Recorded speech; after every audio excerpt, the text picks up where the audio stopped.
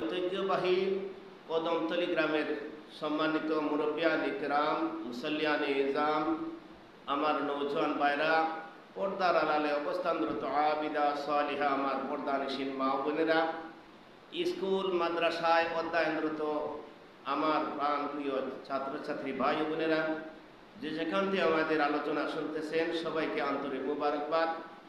আজকে জুমাবার, সাপ্তাহিক ঈদের দিন। যাহারা বাড়িঘরের মধ্যে আছেন সবাইকে অতি তাড়াতাড়ি মসজিদে আসার জন্য অনুরোধ করতেছি। বর্তমান যে মাস চলতেছে এটা হলো রবিউল আউয়াল মাস। আজকে রবিউল আউয়াল চাঁদের তৃতীয় শুক্রবার। আল্লাহ রাব্বুল আলামিন এই মুবারক চাঁদে রহমতি বরকতি নিয়ামতপূর্ণ চাঁদের তৃতীয় শুক্রবারের দিনে আল্লাহ রাব্বুল আলামিন আমাদেরকে মসজিদে আসার তৌফিক দিয়েছেন, তাই শুকরিয়া দান করি আলহামদুলিল্লাহ। হাজিরান মজলিস, আমি একটি আয়াতে করিমা তিলাওয়াত করেছি। এই আয়াতে করিমার প্রসঙ্গে সামান্য কিছু জুমার নামাজের পূর্বে আপনাদের সামনে আলোচনা রাখতে চাই। আপনারা যে যেখানে আছেন তাড়াতাড়ি আসুন। আমার মা বোনেরা বাড়ি থেকে আমাদের মাইকের দিকে কান লাগিয়ে রসুলের আলোচনা শোনার জন্য বিশেষভাবে অনুরোধ করতেছি। আমি তিলাওয়াত করেছি, আমার আল্লাহ বলতেছেন, বিসমিল্লাহির রহমানির রহিম, কুল ইন কুনতুম তুহিব্বুনাল্লাহা ফাত্তাবিউনি ইউহিব্বুকুমুল্লাহ।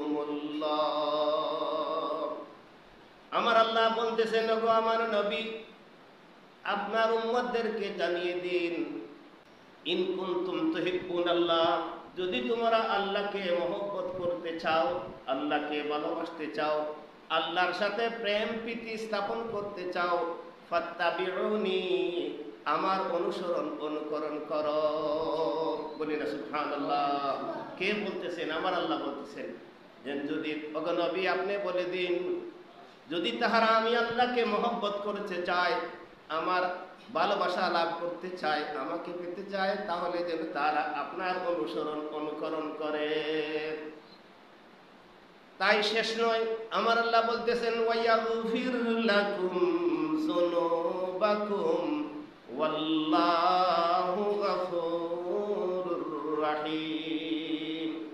আর আপনার উম্মতদেরকে বলে দিন, তাহারা যদি আপনার অনুকরণ করে, তাহলে আমি আল্লাহ আপনার মহব্বত ভালোবাসা থাকার কারণে, আপনার সাথে মহব্বত স্থাপন করার কারণে আমি তাদের জীবনের গুনাহকে মাফ করে দেব। ওয়াগফির লাকুম যুনুবাকুম, নিশ্চয় আল্লাহ ক্ষমাশীল তওবা গ্রহণকারী। বলি না সুবহানাল্লাহ। তাই হাজিরান মজলিস, মুর্শিদে বহক আল্লামা ফুদ্দুস আব্দুল্লাহ রাহমাতুল্লাহ আলাইহি এই যে খুতবাটা লিখছেন, এটা হলো খুতবাতুল ইয়াকুবিয়া।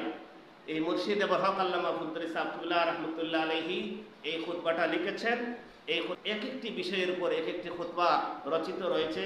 যদি কোনো ইমাম সাহেব এই খুতবাকে অনুসরণ করেন, ইনশাআল্লাহ প্রতি শুক্রবারে এক একটি বিষয়ের উপর আলোচনা করতে পারবেন। এটার মধ্যে কোরআন হাদিসের আলোকে সুন্দর আলোচনা রয়েছে, বিভিন্ন বিষয়ের উপর আলোচনা রয়েছে। আলহামদুলিল্লাহ, আমাদের আমরিয়া গ্রামের গ্রীষ্মবাসী আবুল কালাম আজাদ, সে আপনাদের মসজিদের জন্য এই খুতবাখানা উপহার দিয়েছে, তার পক্ষ থেকে দান করেছে। বলি না আলহামদুলিল্লাহ। আল্লাহ রাব্বুল আলামিন যেন তার দানকে কবুল করে, এর উসিলায় যেন তার মুর্দে কানকে নাজাত দান করে, তাকে বিদেশের জমিনে সুস্থ রাখে। আল্লাহুম্মা সাল্লি আলা সাইয়্যিদিনা মাওলানা মুহাম্মদ ওয়া আলা আলি সাইয়্যিদিনা মাওলানা মুহাম্মদ। হাজিরান মজলিস, এই মুর্শিদে বহক আল্লামা ফুদ্দুস আব্দুল্লাহ রাহমাতুল্লাহ আলাইহি যে খুতবাখানা লিখেছেন, এই খুতবার মধ্যে উল্লেখ রয়েছে ওয়া আলামাতুল হুব্বে ইতাআতুহু, আর মহব্বতের পরিচয় হলো অনুকরণ করা। যদি আপনার কাউকে যদি আপনি মহব্বত করেন, কাউকে যদি ভালোবাসেন, তাহলে এই মহব্বতের পরিচয় প্রকাশ পাবে যদি আপনাকে তাহাকে ফলো করেন, তাহার অনুকরণ করেন। শায়র বলতেছেন, মাশুকোं में क्या मजा है आशिकों को पूछियो, बाग़े गुल में क्या मज़ा है बुलबुलों को पूछियो। একজন আরেকজনের জন্য আশিক হয়। একটা ব্যক্তি একটা কালামের জন্য পাগল হয়ে গেছে। আরেকজন বলল, ওরে ভাই তুই কি আর মানুষ ফেরে না, কাকের মতন খালো, এই মেয়েটাকে তুই কিভাবে পছন্দ করলে, তার জন্য পাগল হলে। সে বলতেছে, ওরে ভাই আমি কেন পাগল হয়েছি তাহা বলবো পরে, তুই আমার চক্ষুটা তোর চৌকের সাথে লাগাইয়া তার দিকে তাকা, দেখবে তাকে কেমন লাগে, কালো লাগে না সুন্দর লাগে। তাহলে এই আশিকের মধ্যে মাশকুর মধ্যে কি স্বাদ রয়েছে সেটা আশিক ছাড়া আর কেউ জানে না। বাগে গুল মে ক্যা মজা হ্যায় বুলবুলোं को पूछियो। আর ফুল বাগানের মধ্যে বিরাজ করতে কি স্বাদ, কি মহব্বত, কি তৃপ্তি, সেটা বুলবুলি ছাড়া আর কেউ জানে না। বুলবুলিকে জিজ্ঞাসা করতে হবে, জানতে হবে যে এই বাগানের মধ্যে কি স্বাদ রয়েছে। হাজিরান মজলিস, আপনি যদি একজন মানুষকে মহব্বত করেন, মান আহাব্বা শাইআন আকসারা যিকরাহু, যে যাহাকে ভালোবাসে সে তার আলোচনাকে ভালোবাসে, সে তার আলোচনাকে, তার জিকিরকে, তার প্রশংসাকে সে ভালোবাসে। লাইলির বাড়ি থেকে একটি কুত্তা বাইর হয়েছে, মজনু দেখেছে, মগ্নে দৌড়াইয়া গিয়া ওই কুত্তার পায়ের মধ্যে চুমু খাইতেছে।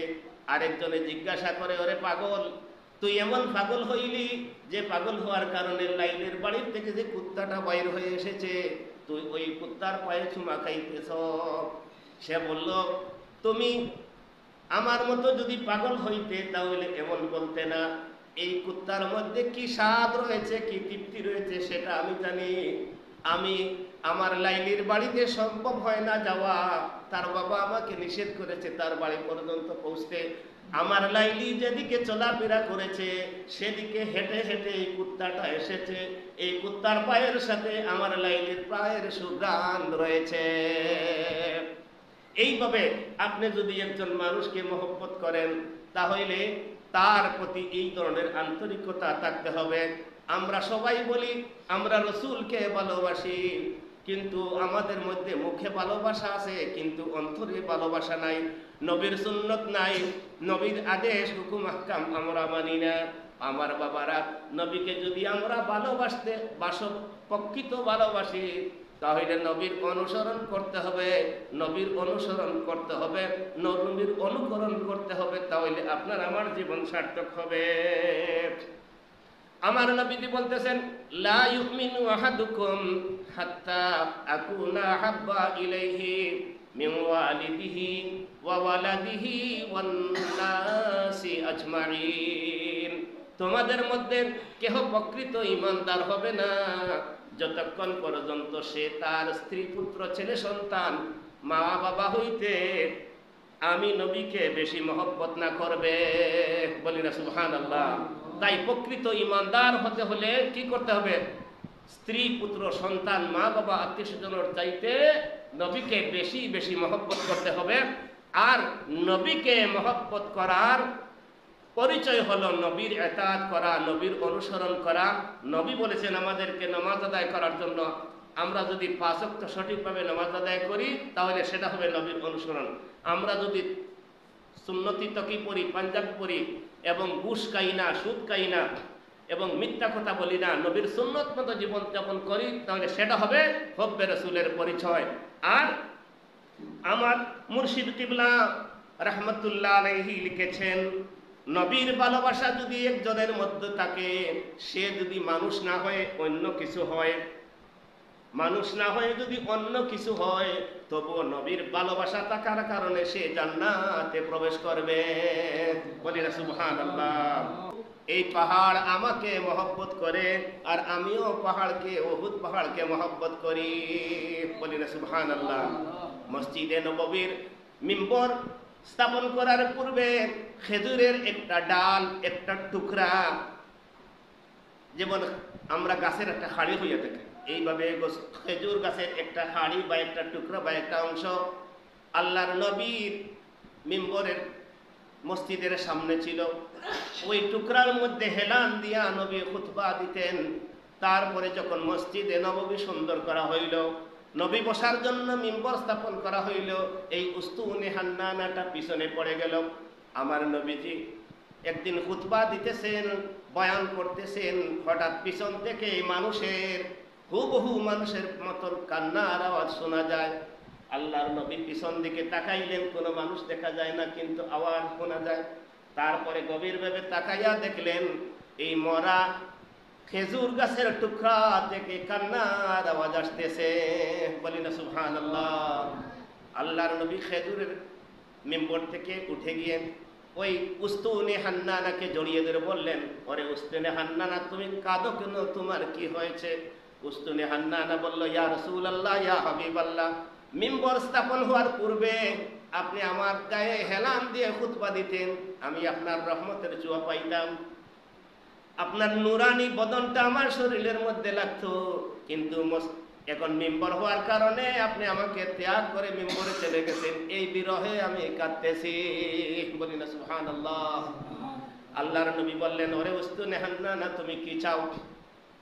তুমি যদি বলো তাহলে আমি দোয়া করি তুমি একটি খেজুর গাছ হয়ে যাবে, তোমার ফল মানুষে ভক্ষণ করবে। আর যদি ধৈর্য ধারণ করো তাহলে কালকে তোমাকে আল্লাহ জান্নাতে পরকালে একটা গাছ বানিয়ে দিবে। সে বলল, ওগো আল্লাহর নবী, আমি দুনিয়াতেও আপনার থেকে জুদা হতে চাই না, পরকালেও আপনার থেকে জুদা হতে চাই না। বলে তাহলে তুমি কি চাও? বলে আপনাকে যেখানে দাফন করা হবে তার পাশে যেন আমাকে দাফন করা হয়, আমি এটা আশা করি। বলে হ্যাঁ হবে। আর কালকে কিয়ামতের দিন যেন আপনার পরশ পাই। আমার নবীজি বললেন, ওকে উস্তুনে হান্নানা, তুমি ধৈর্য ধারণ করো, কালকে কিয়ামতের দিনে জান্নাতে তোমাকে একটি গাছ বানিয়ে দেওয়া হবে। বলি না সুবহানাল্লাহ। এই যে মরা কাঠটা এত মর্যাদা লাভ করলো কিসের কারণে? মহব্বতের কারণে।